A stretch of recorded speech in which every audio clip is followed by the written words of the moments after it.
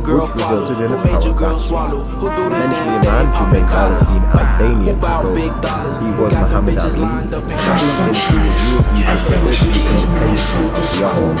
Thus, his instinct Looked in the mirror, it was me. empire, the canal, and the Seljuk. He brought the British into the country, and this led to the March Wars. So, look at the very beginnings of the scramble in the next episode, and see it now. The end of the 18th century, where we have a power vacuum in Egypt, driving powers and all parts of the continent, Turning up, had cause it ain't no states turning in the around. West, slave Smoke trading the bear, I got the centers, trees burning down. It was me who took your Arab chick, let her rule sit in where I sit. and You know I speak like a new slip. It was me, I used the Grammarly has been a huge help in helping me get better grades and videos. It was me. Grammarly is an AI-powered writing tool that can help with your writing from brainstorming to single citations. AI capabilities are powerful tool for writing more 10 and has increased the speed of Not only does it correct my grammar, it also helps rephrase and rewrite sentences with long English translation message. Grammarly even helps to summarize the readings that you were assigned in class. Though I truly do recommend you guys to pay an extra small fee to pay for Grammarly Premium. This will offer a free version that's still very usable. I use the free version all the way through high school, and now I'm using the premium in university. Sign up for a free account at Grammarly.com. Who made your girl fall? Who made your girl swallow? Who do the damn thing popping collars? Who bout big dollars? Who got them bitches lined up in columns? It was me. Looked in the mirror, it was me. Looked in the mirror, it was me. They were asking who did it, it was me. It was me. It was me. But then, although often ignored, the Napoleonic Wars and its aftermath brought about a number of changes in Africa.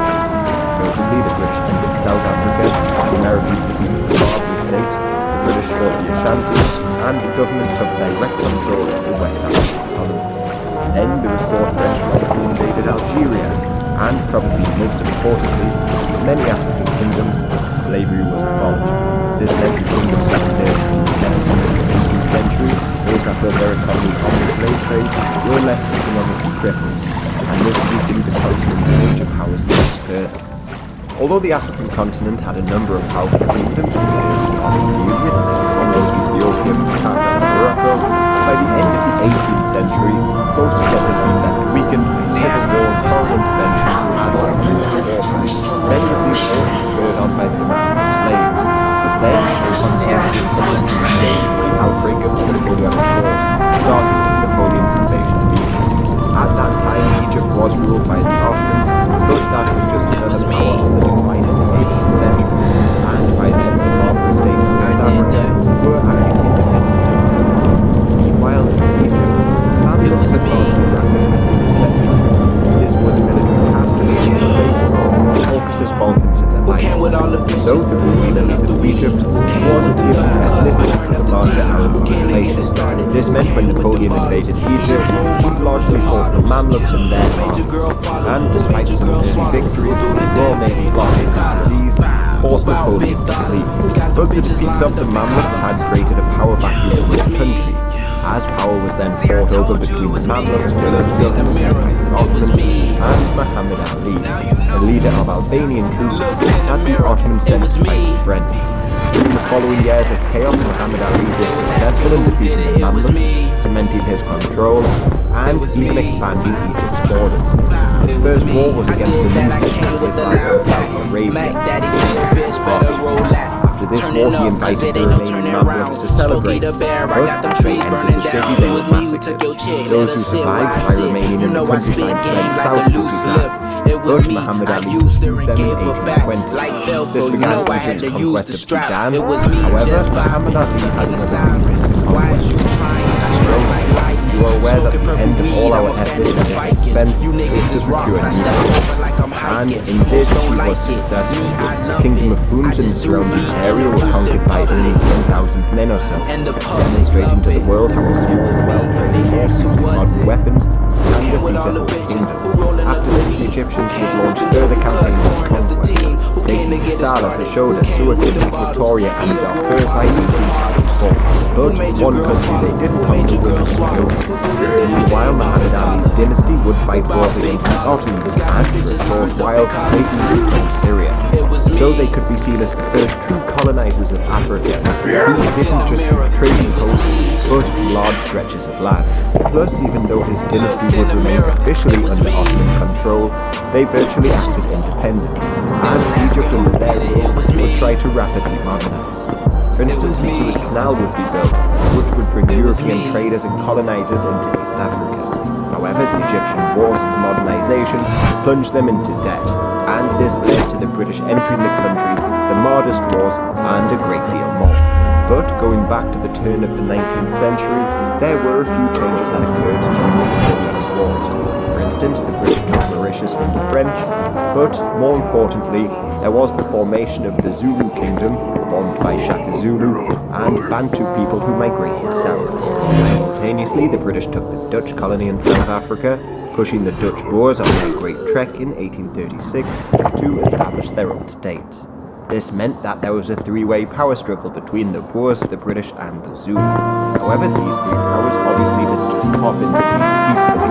They conquered and ruled over a number of different races. The British, for instance, went to war almost immediately against the Xhosa people. The first confrontation between them took place in the 1810s, when the Xhosa occupied the Azurveld region, which had acted as a buffer, but they were promptly taken out of it. There was another war that decade, beginning in 1818, which was largely led by a Xhosa prophet named Makana Mzere.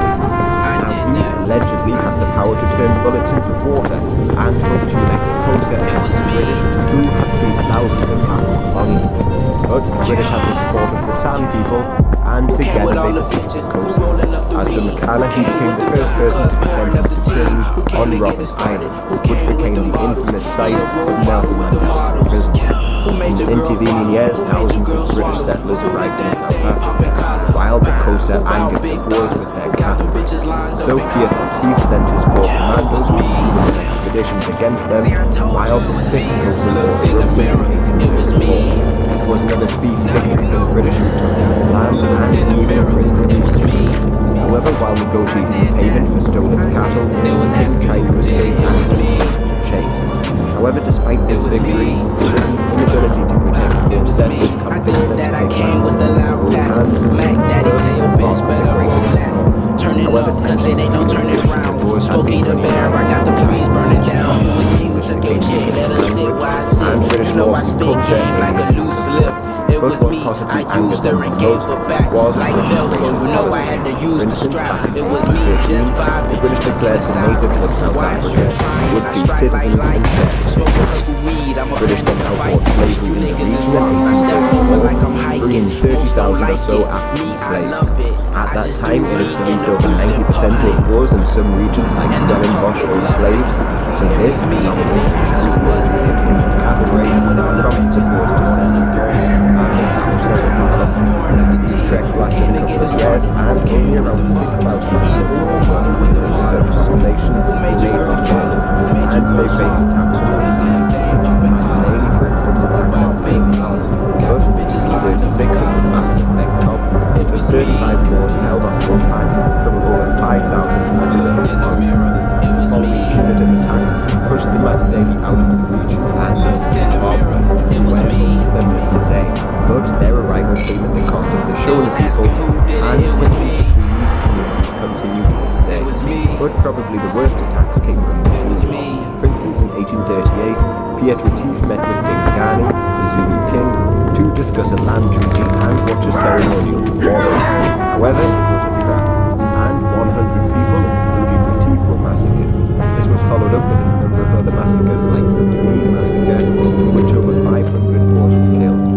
So the Boers could well have been destroyed and chased out of their new land. But the betrayal and massacres encouraged them to meet the Zulu at the Battle of Blood River in late 1838. With that, they were victorious and they set up the Republic of Somalia, while the Zulus descended into civil wars, as the Boers, under Pretorius, helped Mpande remove the running banner from power, but the Boers were not allowed to remain in Italia for long, as the British moved troops in there in 1842 and forced them out. So other Boer republics were established like in Blood River, 4 in the Free State and Transvaal were established. But the Boers weren't the only people establishing new republics, as there was also the Griqua, a group of mixed-race people who set up their own republics, like Griqualand East and West in the 1860s, centered around the mining areas. Then finally onto the Zulus, who probably launched the most destructive campaign in the region. From around 1815 to 1840, the Zulus launched their wars of expansion, and this period has been called Party.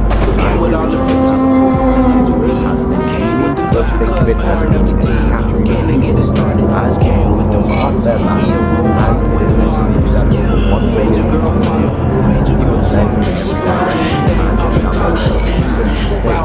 instance, after the defeat of the Grand British Army, he went to Mozambique and set up the Gaza Empire.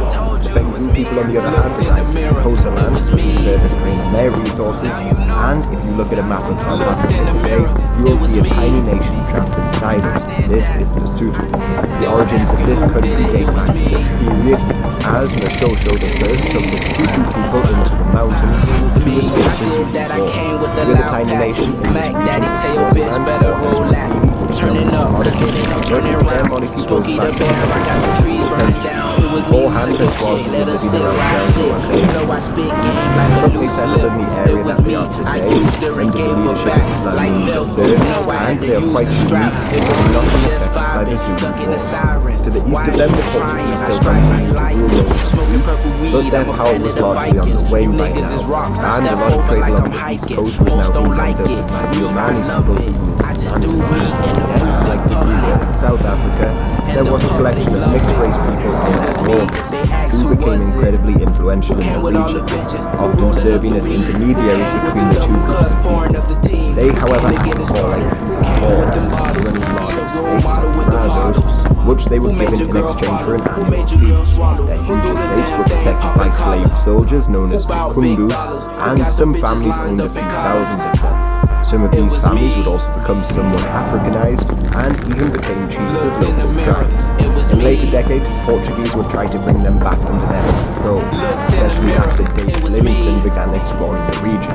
But some of these families, like the Hughes family, were able to drive them back in 1868. David Livingstone, by the way, was a Scottish missionary who, largely on his own accord, began exploring Africa in the middle of the century. From South Africa, he journeyed north and established a mission as far away as Landau in modern-day Malawi. From the 1840s to the 1860s, he travelled around Africa and made some pretty strange alliances in the process. For instance, the Makololo travelled with him from Zambia to Malawi, and they would later fight alongside the British. During it all, he reported all of his findings back to the Europeans, including the resources of the continent and the Arab massacres of Africans, plus the ongoing slave trade. But very few cared initially.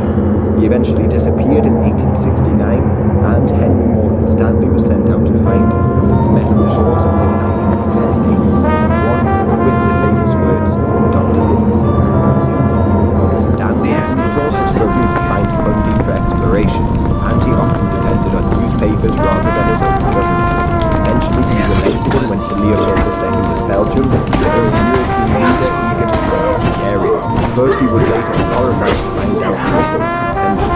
Now these might be two of the most famous explorers, but they were far from the first. Scotland in particular had a number of explorers in Africa, like MacGregor Laird, who travelled along the Niger in the 1830s, and Alexander Gordon Laing, who travelled to Timbuktu back in the 1820s.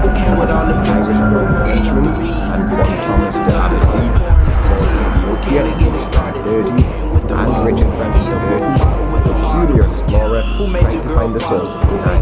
But Burton also went on a Muslim, gained the nickname Ruffian Dick for getting into fights, and selected casualties for penises wherever he went. Yet he was probably inspired by a much earlier explorer, Johann Ludwig Burckhardt, a Swiss explorer who went on the Marne, rediscovered incredibly famous sites like Petra and Abu Simbel in the 1820s, but ultimately was prevented from travelling beyond Egypt by the local authorities. There was also some German explorers like Heinrich Hart, who explored the far west of Africa, and the Latvian-born German George Augustus Weinberg, but once again these were largely private and funded expeditions, led by partners and missionaries. and gave conquering it back. colonial Like ambitions Velcro, you of know I any had to use European the strap. government It was me and Jim vibing, in the sirens. So British explorers were journeying around East Africa, Smoking while out the the weed, country I'm a was fan of fighting the against Vikings. Xhosa. You niggas These is wars rocks, went I into step the over like I'm 1870s, hiking. and one of the strangest episodes of these wars was the cattle-killing movement of the 50s. This began when a 16-year-old prophetess claimed that she had spoken with the Xhosa ancestors, and they promised to aid them drive the Europeans into the sea. But they were only willing to help the living Xhosa if they destroyed all of their current means of substance. So they burned down their own crops and killed thousands of cattle. Even the leaders began to demand people do it. But when the day of reckoning was supposed to come in 1858, obviously they were disappointed, and thousands died of starvation.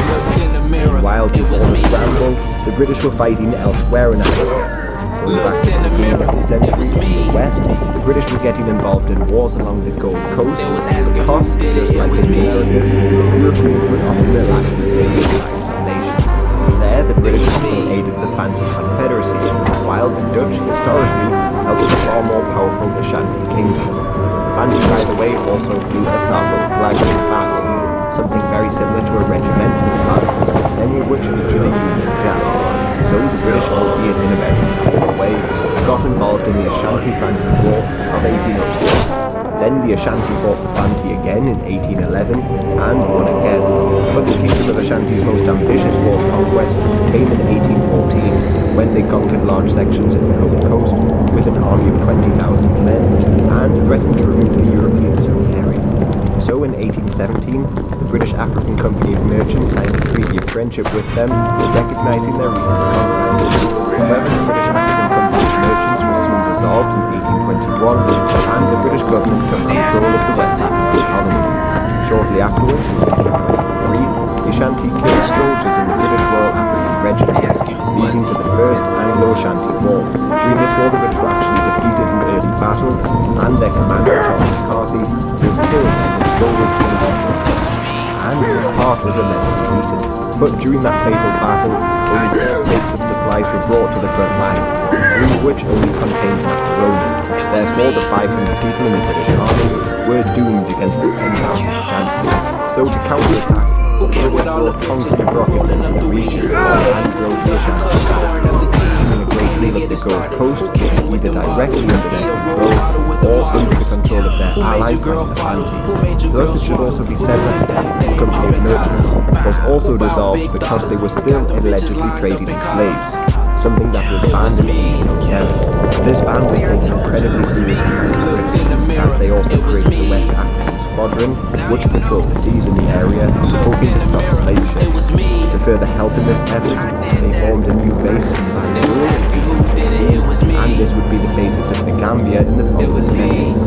However, only 20 ships patrolled the entire West African coast, so maybe only 10% of ships were stopped crossing the Atlantic, and it believed that thousands of slaves were thrown overboard as the slavers didn't want to pay the fines to the British. Still, it is believed over 150,000 slaves were liberated in these decades, and were brought back to Africa. While in Africa, this time slavery had no consequences. The powers that had emerged over the last couple hundred years had based their economies on the export of slaves, along with other items like palm oil and tobacco. So the man weakened their states, and it was also outraged by many African leaders. On in Nigeria, who wrote to the British saying, "We think this trade must go on. They say that your country, however great, could never stop a trade ordained by God. Plus the ban did little to stop the trade of slaves within Africa. The Igbo people, for instance, continued trading, while the Dahomey used natures of displayed wealth and prestige. As King Gezo of Dahomey wrote in the 1940s, the slave trade is the ruling principle of the people. It is the source and the glory of their wealth. The mother lulls the child to sleep with notes of triumph over an enemy reduced to slavery. These kingdoms continue to find some markets to export to, primarily Brazil, which only abolished slavery in 1888. Thus there was also still the option of selling to Islamic slave traders, while within Africa, Mauritania only abolished slavery in 1981, and they still had slaveholders in the 21st century. Otherwise, the abolition of slavery made colonies in Africa far less profitable. As mentioned before, this led to nations like Denmark setting up colonies in the 19th century. became more complicated as many of the slaves who were freed migrated to Nigeria beginning in the 1830s, where they were called Saro people. Some of these people, as they migrated, were just enslaved again though, or they were used as some sort of political tool. For instance, the ruler of Lagos, a major slave trading port, was What the is my life? Oba Akitoye, who was willing to ban slavery across his state in order to secure British support. But this was popular among the slave owners and traders, so they rebelled and placed his brother Kosoko on the throne. In exile, he appealed to the British for help, and they obliged in 1851 on the assurance that he would ban the slave trade. The fleet was dispatched to Lagos, the capital of the city, and installed Akitoye on the throne. But he died shortly afterwards, and there was another power struggle between his son, Umu, and Kosoko. Then there was another problem with Burundi. Eventually important trade agreements with nearby rulers like Soji, the king of Porto-Novo, who was obviously worried about British military action. The rulers of Lagos also flirted with the idea of obtaining British protection, and this convinced Lord Palmerston to act before the French did. So, in 1861, British ships arrived once again, and Lagos became a British protectorate, thus establishing a foothold in what would become Nigeria. This also put the British remarkably close to one of the oldest kingdoms in Africa, the Kingdom of Benin, which was most famous for their remarkably large capital city and the huge walls defending it. In fact, back in the 1600s, many European explorers said that the city was equal in size to some of their own cities back home. But large walls and large gates were not unique to Benin, as in the north the House of State and in Zanzibar and Smyrna all had huge gates defending their palaces and cities. Were obviously anti-British while the British they were simultaneously British colonies in Gambia and Nigeria. So, Soji of Porto-Novo was angry with the French. But the French were not really there in this regard, as just past time, in the 1840s, they signed an agreement with the Zema people of the Ivory Coast, which allowed them to set up in Grand Bassam and expand their influence in the region.